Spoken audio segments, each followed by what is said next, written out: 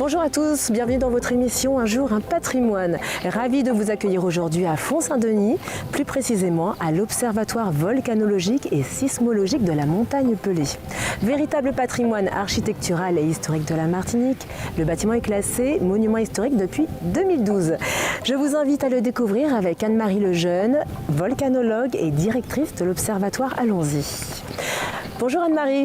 Bonjour Christine, bienvenue à l'Observatoire. Merci beaucoup. Alors, quelle vue dégagée sur la montagne Pelée. Aujourd'hui, elle est vraiment magnifique. Alors, on veut découvrir l'Observatoire. On y va avec vous? Tout de suite, avec grand plaisir. C'est parti.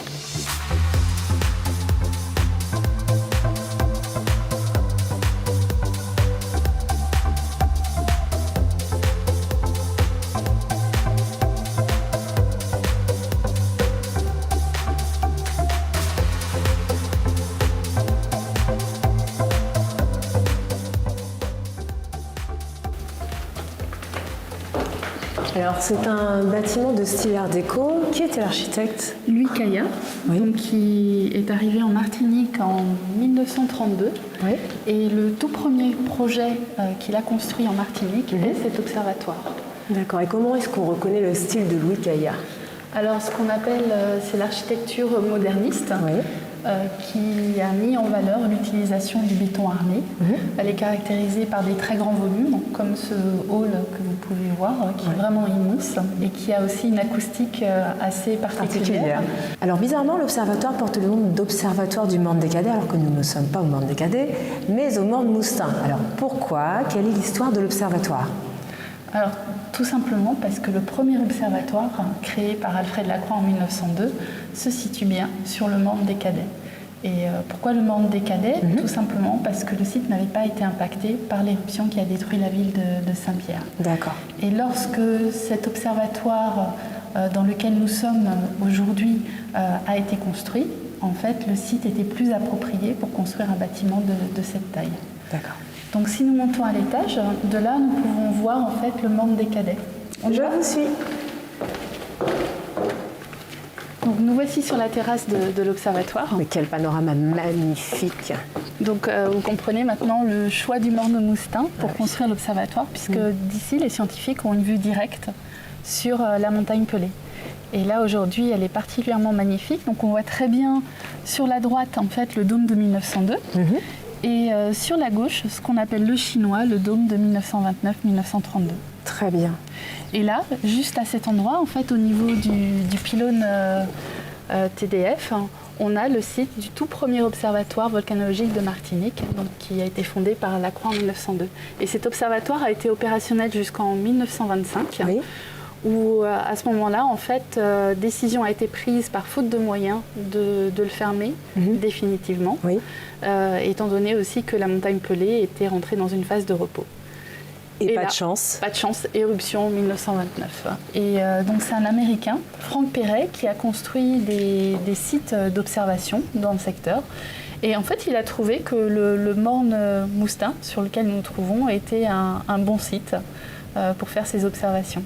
Et donc à la fin de l'éruption, en 1932, décision a été prise de construire un observatoire pérenne, d'où l'observatoire volcanologique de la montagne Pelée. Et voilà, et là on y est. On continue la visite? On continue la visite, oui. Alors qui travaille ici, Anne-Marie? Alors tous les directeurs de l'observatoire qui se sont succédés depuis 1935 jusqu'à 2019, jusqu'au déménagement du bâtiment. Je peux jeter un coup d'œil? Bien sûr. Donc ça, c'est la lunette qui a été utilisée par Franck Perret lors de la dernière éruption de 1929 à 1932 pour observer la mise en place du magma au sommet de la montagne Pelée et la croissance du dôme. Alors quel est le rôle de l'observatoire? Alors la toute première mission de l'observatoire, c'est bien évidemment l'étude et la surveillance de la montagne Pelée. Et le rôle en fait dans cette surveillance, c'est de détecter des anomalies si elles se produisent et le plus tôt possible. Et puis nous contribuons aussi à fournir des données au système d'alerte tsunami pour la région. Nous participons aussi en tant qu'experts au niveau des prises de décision et des conseils donnés à la collectivité territoriale de Martinique, à la préfecture et à la sécurité civile. Et nous participons également à l'éducation des populations martiniquaises et antillaises à tout ce qui est risque tellurique. Alors le bâtiment est classé monument historique depuis 2012, on l'a vu. Et y a-t-il des infrastructures qui datent de 1935 ? Alors tout à fait. Nous avons dans le bâtiment un sismographe historique qui a été construit en 1936, qui lui aussi est classé monument historique et patrimoine de la Martinique. Allons le voir ? Je vous suis. Alors ça y est, nous voici devant ce fameux sismographe. Est-ce qu'il est toujours en état de fonctionnement ? Alors malheureusement non. Il est tombé en panne le 29 novembre 2007 lors du dernier très gros tremblement de terre qui a affecté la Martinique. Mais il est réparable, donc nous avons le manuel d'installation qui date de 1936 et dès que l'opportunité se présentera, en fait, nous avons le projet de pouvoir le remettre en état. C'est vrai qu'il est très imposant, il pèse 20 tonnes, donc la masse est constituée de 220 plaques de fonte qui sont reliées par des ressorts au bâti en béton. Et dès que des ondes arrivaient à la surface, donc elle mettait en mouvement cette masse et le mouvement était enregistré à l'aide d'aiguilles sur du papier noir de fumée, mouvement dans 3 directions, verticale, nord-sud et est-ouest.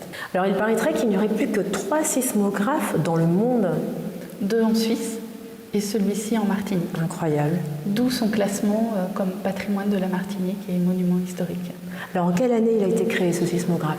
Alors celui-ci a été construit en 1936, mais le développement, l'invention de ces sismographes remonte à 1922. Donc ce sont 2 scientifiques, Auguste Piccard et Alfred de Kervin. Et Auguste Piccard, en fait, le nom peut sembler familier. Oui, tout à fait. C'était un inventeur brillant donc, qui a battu des records, notamment lâcher de ballons et vol en ballon dans l'atmosphère pour faire des études. Il a aussi conçu un bathyscaphe, le tout premier.